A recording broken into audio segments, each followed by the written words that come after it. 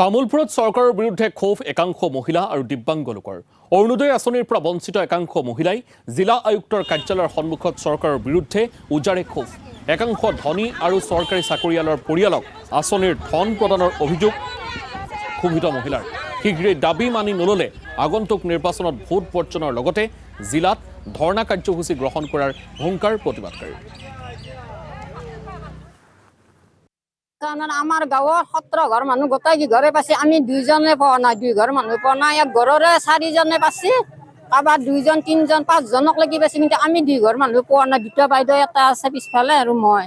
ইমান পইচা কিমান খৰচা কৰি পেলাই সেইগিলাখান জেৰেজ কৰি দিওঁ, কাগজ পত্ৰ 200 300 500 সেনেকে নে হ'ব বুলি কৈ পেলাই থাকা, পিছত আৰু যে পইচাটো খুৰকিলে আমাৰ নাই। মই বিকলাংগ মানুহ, মই এটা অৰুণোদয় পাই আছিলো।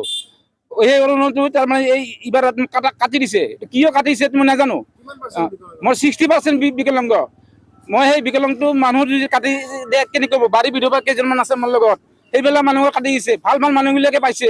এইটো ব্লকে কেনেকৈ সিহঁতে এনেকুৱা কাম কৰিছে।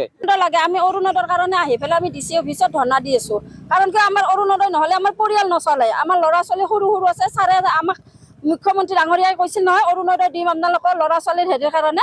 সেইটোৰ কাৰণে আমাক অৰুণোদয় লাগে। আমাৰ মহিলাগিলা কাম কৰে, যাই মানে পাবা নালগে খাই পাইছে, আৰু যাই পাবা নালগে পা নাই। সেইটোৰ কাৰণে আমাক অৰুণোদয় লাগে।